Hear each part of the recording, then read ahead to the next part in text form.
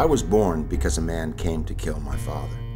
If he hadn't showed up with a gun in his pocket and bad thoughts in his head, I wouldn't exist, much less have a story to tell. This tragic footnote to my conception left me feeling as if I had three parents: a father, a mother, and a murderer.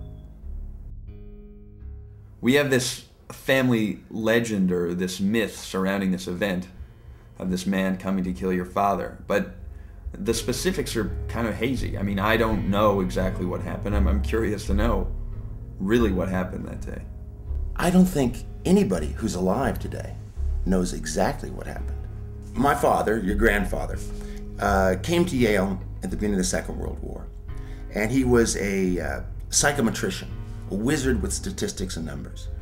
And he was from a very kind of rural, poor background. So at Yale, he was the fish out of water, and he had this perfect little family. And he did have a student who was unhappy. He treated. The core event that is true is one day my parents are planting tulips. The whole family was in the yard. A stranger appeared. My mother was about to say, "Are you lost? Are you okay?" My father looked at her and said, "Don't look up and don't say a word."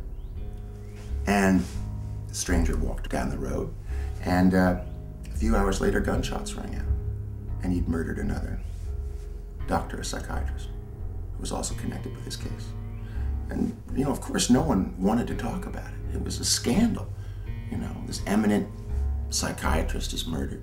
A killer who's a former student at Yale walks through the streets of Hamden, the little village where all the professors lived. And it was really the precursor to all those, student killings, Columbine, all that stuff, that kind of young adult rage that has swept the country. And everyone was very, very secretive. No one wanted to talk about this. It was that sense of mystery that you're talking about that always prevailed in the family, that haunted us, that made me write a novel as opposed to a memoir. I think this is the house here. Because, certainly my parents were very, very secretive. Their life changed abruptly after this thwarted effort to murder my father and the family. Once your parents die, you can't ask any more questions. The book's closed. And growing up for all of us, what our parents tell us, what our siblings, what our brothers and sisters share and whisper at night, yeah, that shapes us, that has impact on us. But what really defines us is what we don't know.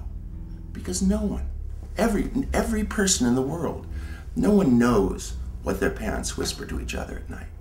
No one knows what their parents are really upset about. And so we're defined by the blanks in us, by the unknowns. And I wanted to write a book about that. I wanted to write a book about what we don't know and the effort to understand it. Moments that shaped us, but we weren't present at.